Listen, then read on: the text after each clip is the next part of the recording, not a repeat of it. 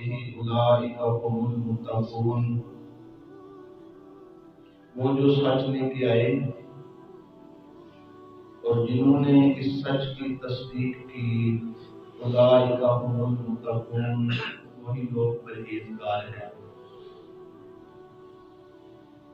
حضرت ذی الوقاص جب مکے میں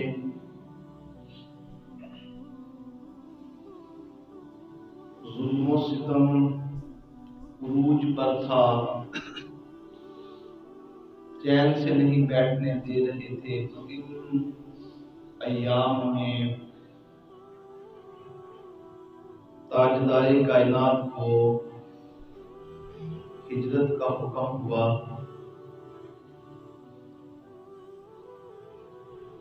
جب اس کی پلاننگ کا پتہ چلا ابو جہل کو، تو اس نے ہر قبیلے سے ایک بندے کو منگوایا اور پلاننگ کی، اس کو مشاورت ہوئی کہ قید کر دیا جائے، ملک بدر کر دیا جائے۔ پھر ایک نے مشورہ دیا کہ یہ جو کہتا ہے کہ میں اللہ کا رسول ہوں، قید کریں گے تو خاندانی بندہ ہے، اس کے جانسار بڑے ہیں، اس کو چھڑوا لیں گے، ایسا کرو کہ اس کو قتل کر دو، نعوذ باللہ۔ تو ابو جہل نے کہا یہ مشورہ ٹھیک ہے۔ ادھر پلاننگ ہے، اللہ کے نبی نے حضرت علی رضی اللہ تعالی عنہ کو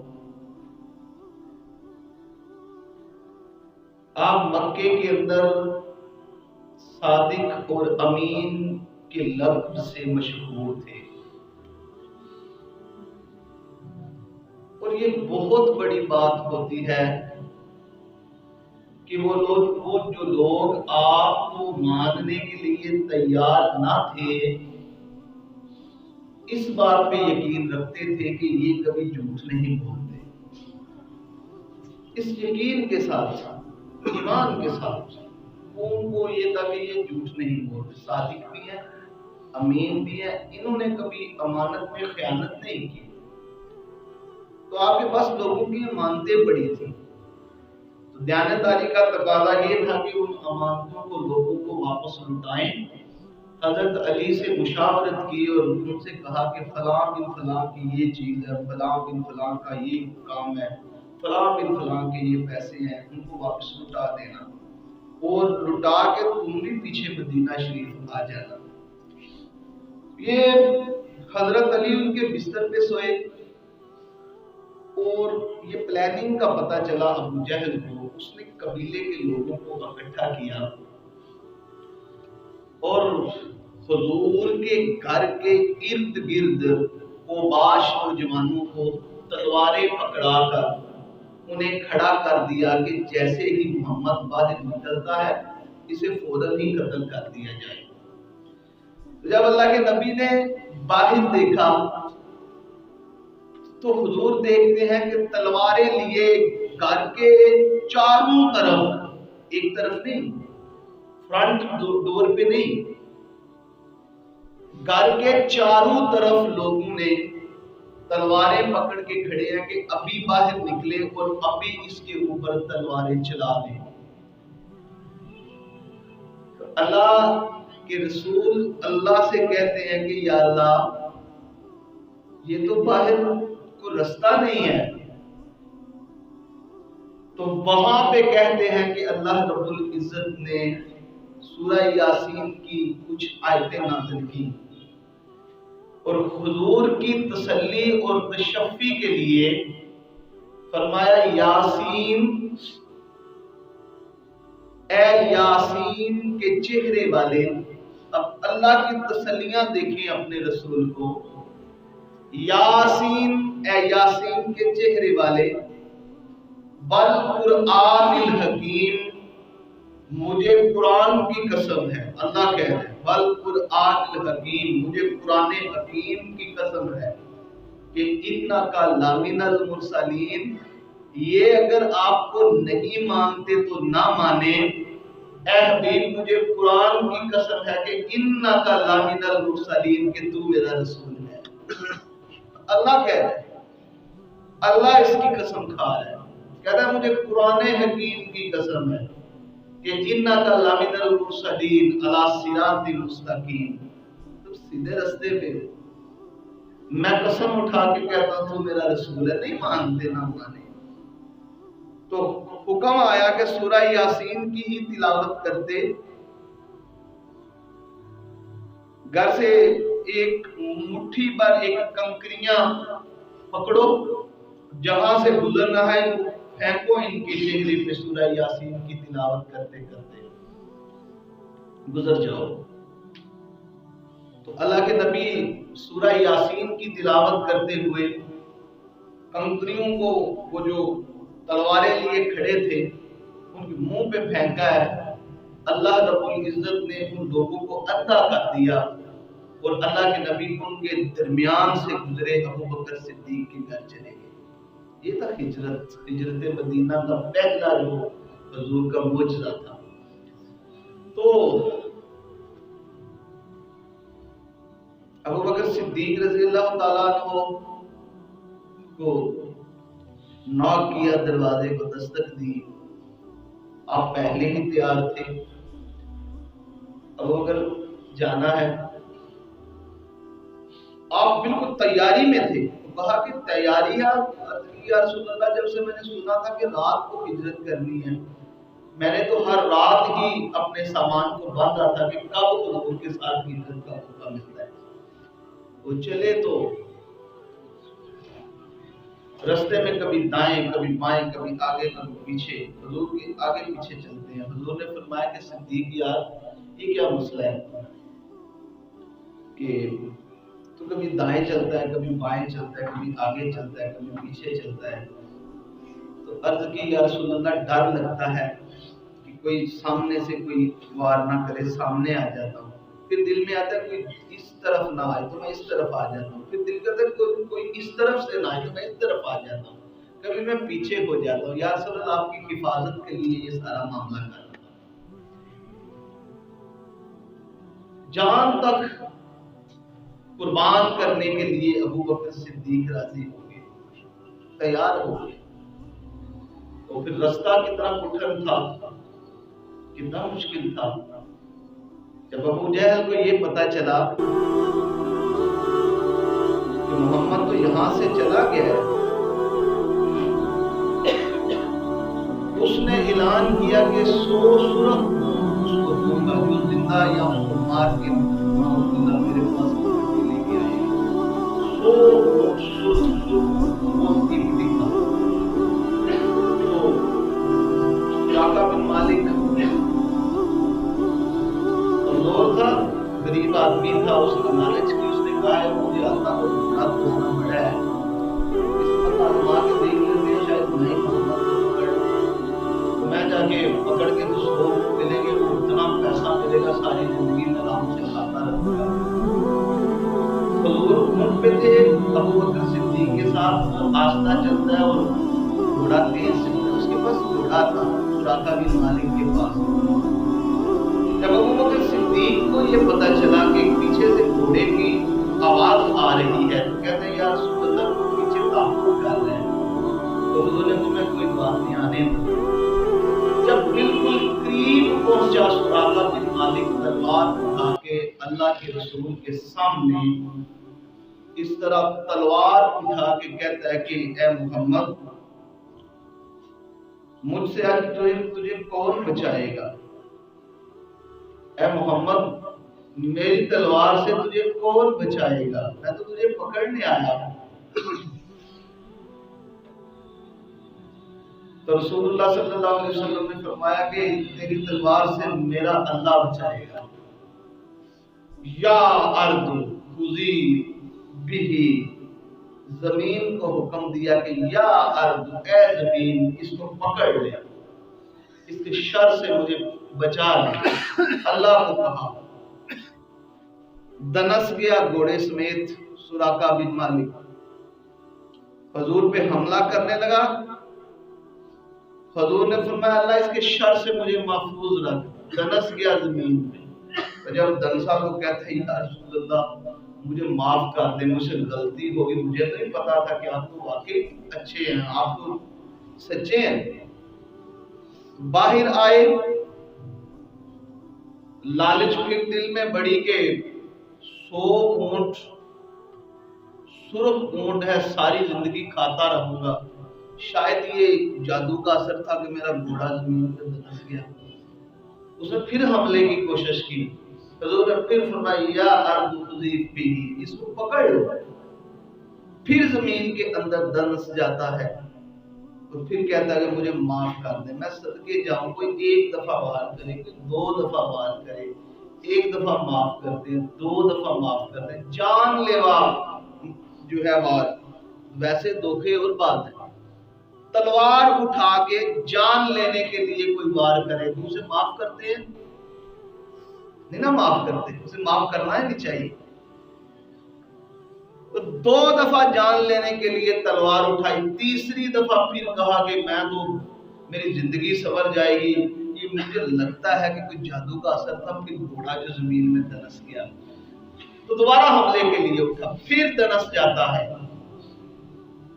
تو پھر کہتا ہے کہ یا رسول اللہ مجھے معاف کر دے۔ میرے نبی نے فرمایا تجھے 2 دفعہ پتا نہیں چلا کہ میں کون ہوں؟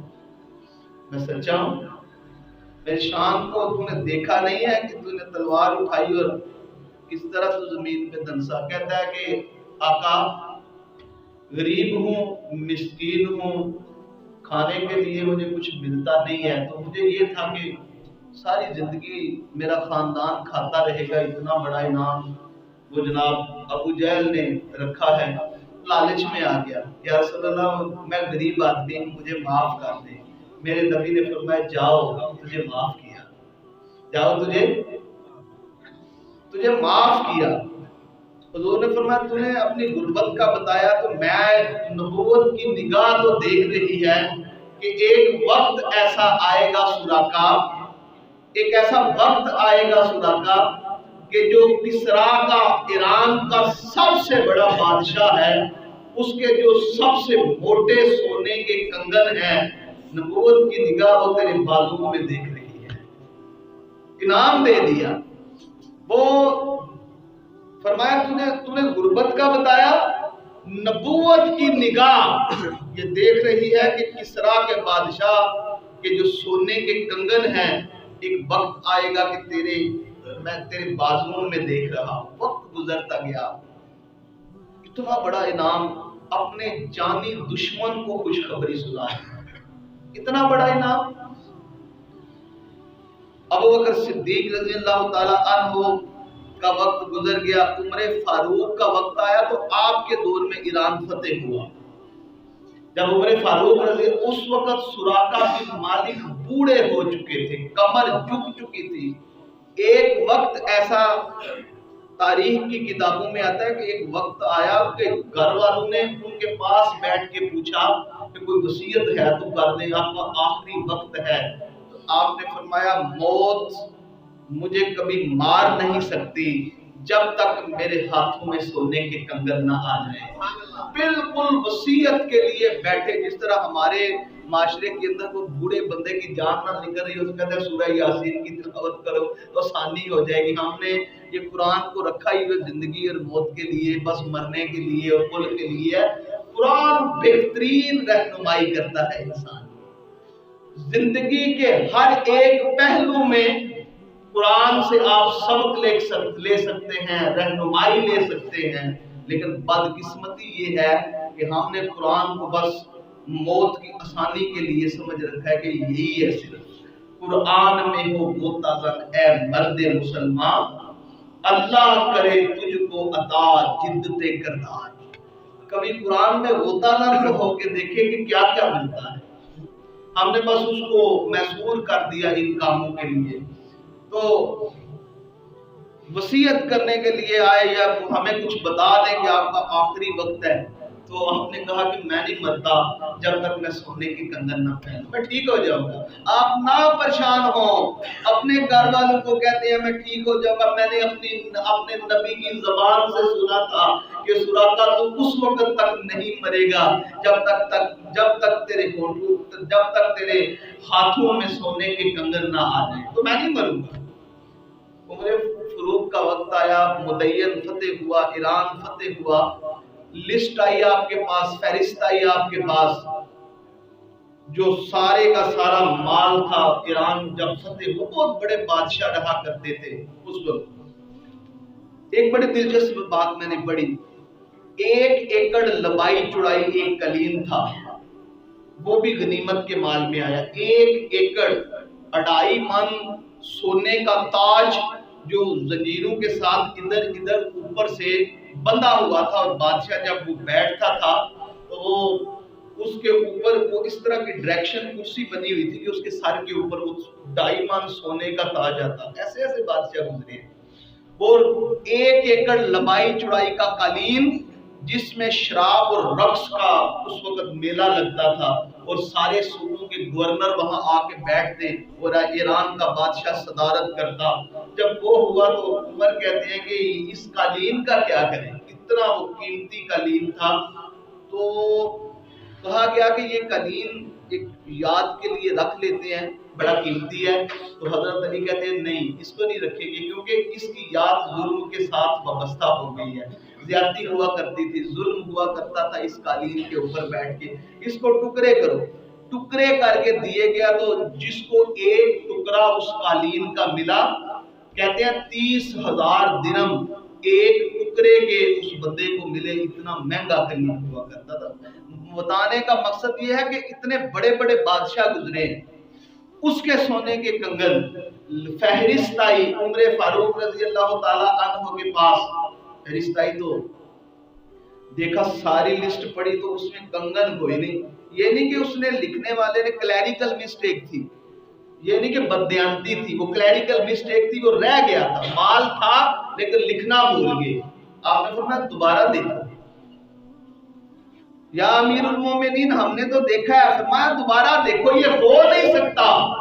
ابو بکر صدیق نے جاتے وقت یہ کہا تھا کہ جب عمر تم نے ایران فتح کرنا ہے تو اس کے بادشاہ کے کنگن سراقہ بن مالک کو پہنانے ہیں۔ ساری فہرست میں سراقہ بن مالک کے لیے کنگن نہیں ملے، دوبارہ دیکھو۔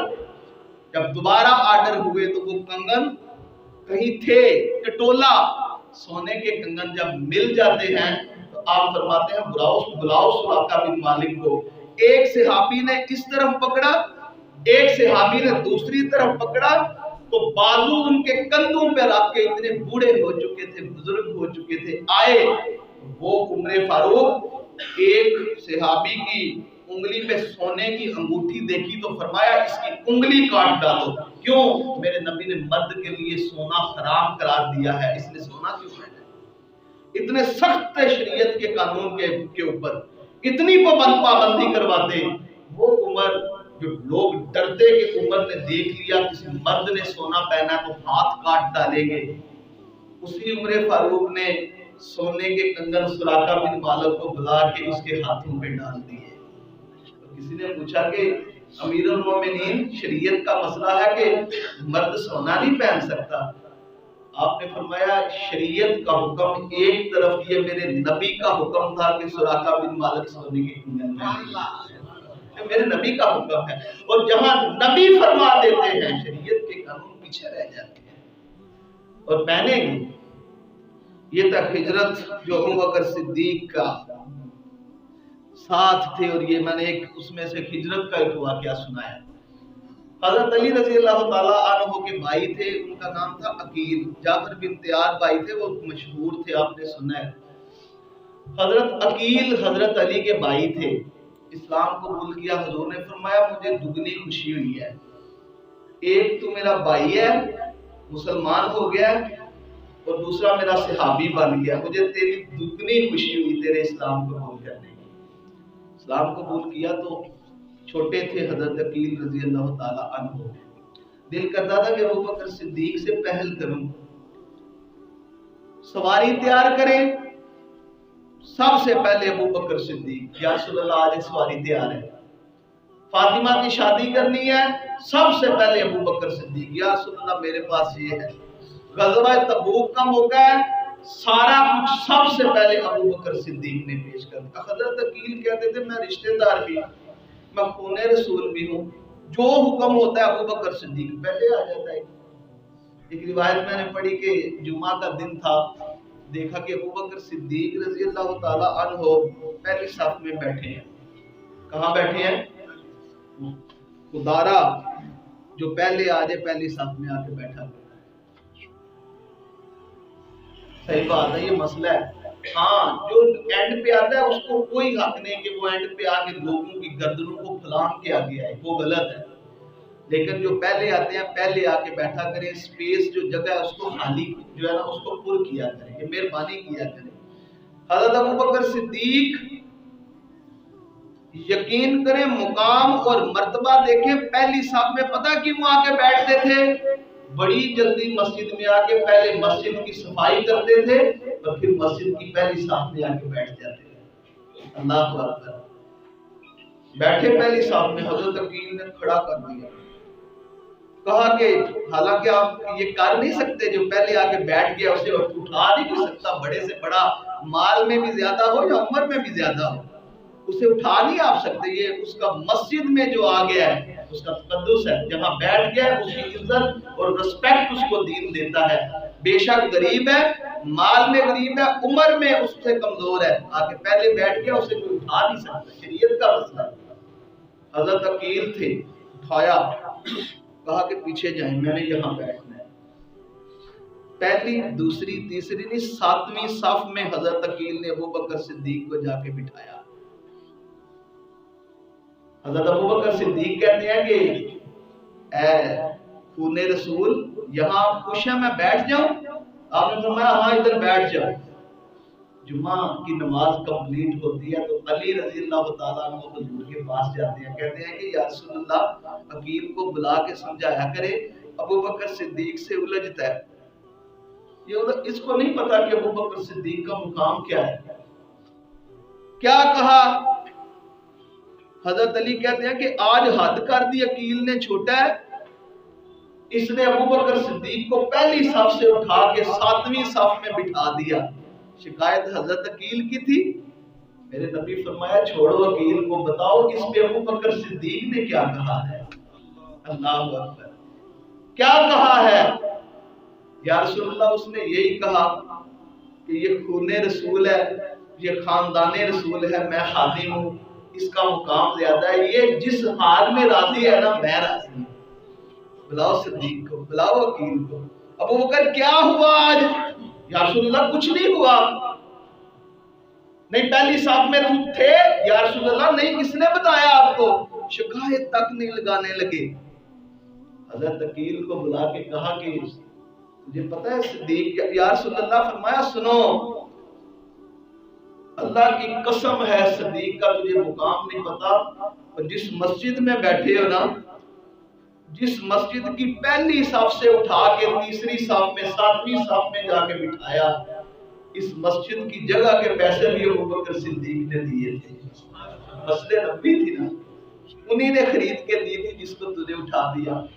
اور اللہ کی قسم ہے جب سارا مکہ میرا دشمن تھا تو صدیق میری خلوتوں کا ساتھی تھا، پیار کرتا تھا، اور جس نے مجھے مال دیا یا آقا اللہ کے راستے پہ خرچ کر لو، میں سوچ سمجھ کے کرتا، کہیں کوئی حساب ہی نہ لے لے، اس نے اللہ کے راستے پہ دیا ہے۔ فقط ایک صدیق نے جب مال دیا میں نے بے دھڑک ہو کے خرچ کیا، اس کے مال کو اپنا مال سمجھتا تھا۔ تجھے نہیں پتا اس کا مقام کیا ہے۔ اور جب غار ثور میں سارے لوگوں نے مجھے چھوڑ دیا تھا نا، اس کی بیٹی میرے لیے وہاں غار ثور پہ دودھ اور کھانا لے کے آیا کرتی تھی۔ تجھے نہیں پتا صدیق کا مقام کیا ہے؟ بس تو بتایا کہ صدیق کا مقام کیا ہے۔ اللہ رب العزت ہمیں ابو بکر صدیق کی معیت اور محبت عطا فرمائے۔ ویڈیو کو شیئر ضرور کیجئے، ہو سکتا ہے آپ کے ایک شیئر سے یہ بات کسی کے دل میں اتر جائے۔ جزاک اللہ۔